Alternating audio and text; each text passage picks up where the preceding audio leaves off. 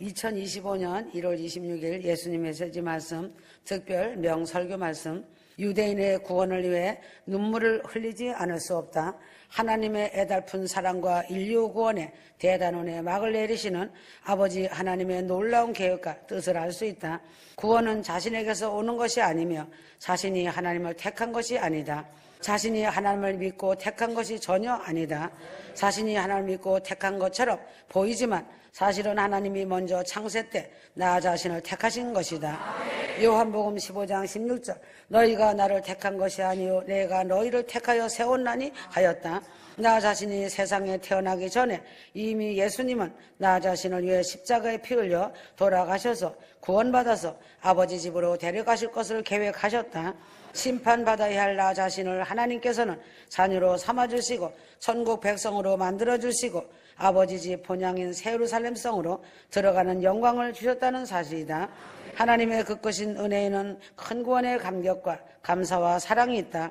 이방인인 휴거 성도들은 이 놀라운 감격과 감사와 사랑이 있다. 이방인인 휴거 성도들은 이 놀라운 감격과 감사가 흘러 넘쳐야 한다.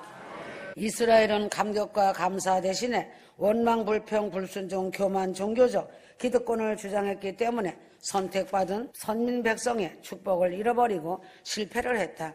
모든 이방인들의 구원의 뿌리는 이스라엘이다.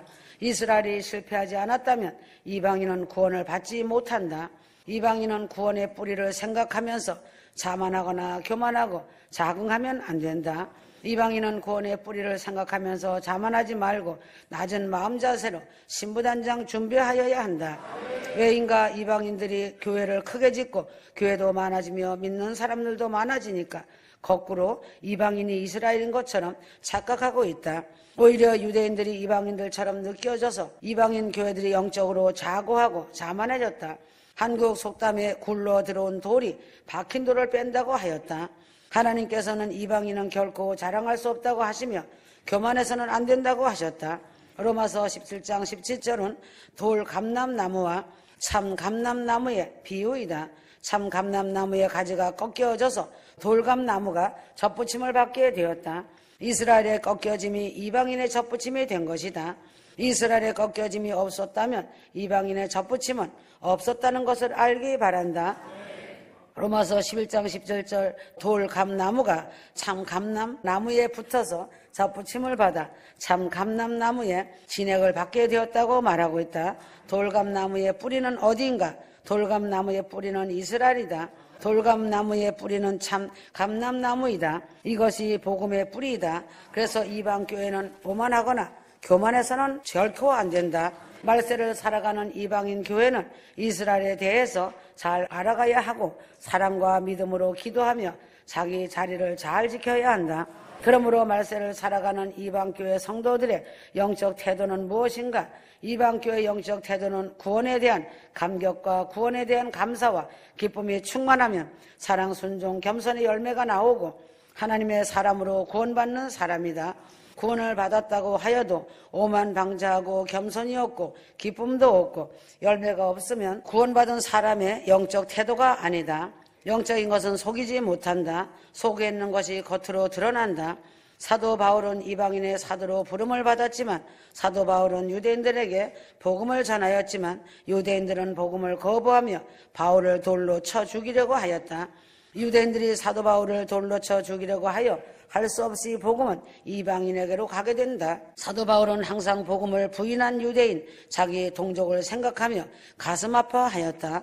사도 바울은 항상 복음을 부인한 유대인, 자기의 동족을 생각하며 가슴 아파 많이 울었다. 사도 바울의 마음이 곧 하나님의 마음이다. 이방인들이 구원을 받은 것은 기쁜 일이다. 그러나 하나님은 이스라엘 선민을 생각하고 계신다. 예수님이 왜 이스라엘아 이스라엘아 하는지 하나님 마음을 휴거 성도들은 알아야 한다. 이방인의 구원받은 역사를 보면 이스라엘이 복음을 이방인에게로 넘어갔다. 사도행전 18장 1절 바울이 아덴을 떠나 고린도에 이르러 빌립보로 아덴으로 고린도로 에베소서로 그 당시 세계의 중심인 로마로 복음이 전파되었다. 소수의 그리스도인들은 복음으로 로마를 뒤집어 버린 것은 그 시대의 아주 놀라운 사건이다. 로마가 어찌 기독교 국가가 될 수 있었는가? 성령의 복음의 능력이다. 기독교 국가가 된 로마는 전 유럽에 복음을 전파하였다. 복음 전파는 유럽에서 끝난 것이 아니다. 천국 복음은 전 우주적인 것이고 전 인류가 반드시 천국 복음을 전 우주적인 것이고 전 인류가 반드시 구원받아야 하기 때문이다. 가톨릭의 핍박과 학살이 이어지자 믿음의 사람들이 모여 미국으로 건너갔다. 믿음의 사람들이 미국 황무지 땅에 먼저 교회를 세우고 하나님을 경배함으로 미국은 유례없는 축복을 받았다. 미국이 복음을 받아들이고 복음의 불길이 타오르고 미국을 통하여 복음이 전 세계로 전파되었다. 아프리카로 남미로 아시아로 복음이 들어가고 대한민국에도 복음이 들어왔다. AD 1884년 미국 의료 선교사 알렌이 한국 땅에 복음을 전파한 지가 135주년이 지났다. 한국은 이스라엘과 아무 상관없는 나라였으며 역사적으로 단군을 믿고 무당의 자식들로 불교에 왕성했던 민족이었다. 동쪽 땅 끝인 한국에 하나님께서 선교사들을 보내시어 어둠의 땅에 복음의 눈을 뜨게 하셨다. 세계에서 유례없는 기독교 대강국을 만드셨다. 하나님께서 박정희 대통령을 가난에 시달리던 한국이 세계의 부강한 경제 대국으로 우뚝 세워놓으셨다. 하나님께서 이승만 대통령을 세우시고 자유민주주의, 한미동맹, 기독교 입국론을 펼쳐서 기독교의 나라로 세우고 하나님과 언약을 맺은 나라로 이끈 자가 이승만 대통령이다. 복음의 발상지였던 이스라엘은 그 가지가 꺾여져 이방인들이 구원을 받고 복을 받았다. 이제는 전 세계가 복음이 안 들어간 곳이 없다. 이스라엘의 실패 원인은 무엇인가? 로마서 11장 19절 가지들이 꺾여온 것은 나로 접붙임을 받게 하려 함이라. 이스라엘의 실패 원인은 이스라엘이 잘못한 것이 사실이지만 19절을 보면 이스라엘은 이방인들이 구원을 얻기 위하여 희생된 것이다. 이스라엘은 온 인류가 구원을 얻기 위하여 희생양이 된 것이다. 예수님이 온 인류를 구원하기 위해 희생양이 된 것처럼 이방인이 구원받기 위하여 이스라엘이 희생된 것이다. 이방인들은 이스라엘 백성이 학살당하고 전 세계로 디아스포라로 방황하게 된 것은 메시아를 죽였기 때문이라고 말하는 사람들이 있다. 이방인들 구원 때문에 이스라엘이 희생당했다고 말해야 한다. 한국은 이스라엘과 뗄 수 없는 형제의 나라이다. 이스라엘을 향하여 항상 고맙게 생각해야 한다. 이스라엘은 이방인의 충만한 수가 차기까지 고통을 겪으면서 기다리는 민족이 이스라엘이다. 이방인의 충만한 숫자가 찼고 이스라엘이 돌아오면 인류 역사가 완성된다. 이스라엘은 인류의 구원을 위하여 하나님이 남겨두신 마지막 카드이다. 이스라엘은 마음의 문을 열고 메시아를 받아들이기 시작하였다. 옛 소련에서 돌아오는 유대인들 50%가 예수님에 대한 긍정적인 마인드를 갖고 있다. 에스겔과 에레미야, 이사야가 예언한 말들이 부흥처럼 일어나고 있다. 많은 이방교회 이방인들이 이스라엘을 위해 기도하고 있다. 하나님은 이스라엘을 희생시켰기 때문에 하나님의 마음은 이스라엘을 볼 때마다 아프신 것이다. 휴거 성도들은 이스라엘의 구원이 회복되길 기도해야 한다. 유대인들은 이방인들의 복음 전파함으로 많은 자들이 예수님을 구주로 믿고 마지막 주님 오심을 준비하고 있다. 주님을 믿는 메시아닉주들의 믿음이 왕성하게 세워지고 있다. 하나님은 두 가지 속성이 있으시다. 하나님의 두 가지 속성은 사랑과 정의이다. 하나님은 사랑이시다. 하나님은 정의이시다. 하나님께서 정의로 판단하시면 하나님 앞에서 살 사람이 없다. 하나님께서 사랑으로 나를 대해주시기 때문에 사는 것이다. 이스라엘 회복이 없이는 인류 역사의 완성은 없다. 이스라엘은 회복이 되어 이스라엘의 수도가 텔아비브에서 예루살렘으로 옮겨졌다. 이스라엘은 제3성전을 세우려고 시편금, 붉은 남송아지, 메노라, 정금 등대, 전설병, 떡상, 법궤, 대제사장 등 모두 준비가 완료되었다. 이스라엘의 구원은 하나님의 시간과 때만 남았다. 이스라엘은 지금도 충성이 끊임없이 일어나고 있다. 진정한 구원은 무엇인가? 개인의 구원에서 시작되어서 가족과 부모, 친척과 이웃을 넘어서 민족과 온 인류의 구원으로 인간 농사 6천년에 대단한 해막이 내리는 것이 진정한 구원이다. 이방인의 구원은 이스라엘을 통해서 얻게 하시고 이스라엘의 구원은 이방인을 통해서 얻게 하신다. 이것은 온 인류를 구원하시고자 하시는 하나님의 인류 구속사 놀라운 구원 계획이시다. 이스라엘의 구원의 회복이 인류의 회복이라는 하나님의 놀라운 계획과 섭리를 말세의 휴거 성도들은 반드시 깨닫고 기도해야 한다.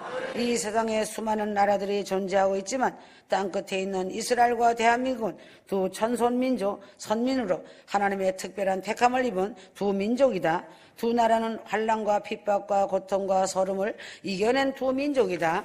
이스라엘은 유라시아 서쪽 땅끝에 지중해와 접하여 있는 아주 작은 나라이다. 유라시아는 유럽과 아시아를 하나로 묶어 부르는 이름이다. 유라시아는 유럽과 아시아를 하나로 묶어 부르는 이름이다. 유라시아는 전 세계 육지의 40%를 차지하고 있다. 대한민국은 유라시아 대륙의 동쪽 땅 끝에 태평양과 연하여 있다.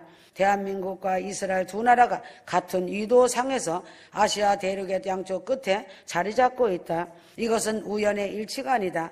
하나님의 계획 안에서 동쪽 땅끝과 서쪽 땅끝에 대한민국과 이스라엘이 놓여 있는 것이다. 성경은 각 거주지를 각 민족에게 주시고자 국경을 하나님께서 정하여 주셨다고 말씀하고 있다.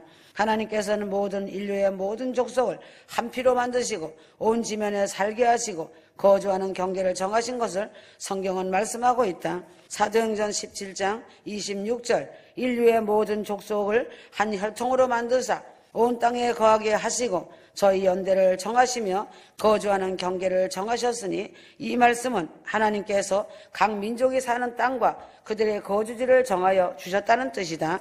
이스라엘과 대한민국은 같은 위도상에 있으면서 각각 아시아 대륙의 서쪽 땅끝, 동쪽 땅끝, 양쪽 끝에 위치해 있다. 하나님께서는 두 계열의 천손 민족인 곧 벨렛계 선민, 유대 민족과 땅과 6단계 선민 배달 민족의 땅을 바다가 맞닿은 땅, 가장자리로 정하여 주신 것이다. 그 이유는 무엇인가? 세 가지 큰 목적이 있기 때문이다. 하나님께서 자연을 통하여서 모든 것을 짝이 있게 만드셨다. 모든 것이 짝이 풀리고 모든 것이 짝으로 해결되도록 되어 있음이 이치이다. 두 개의 천손민족 선민도 짝이 없으면 안 되는 것이다. 아멘.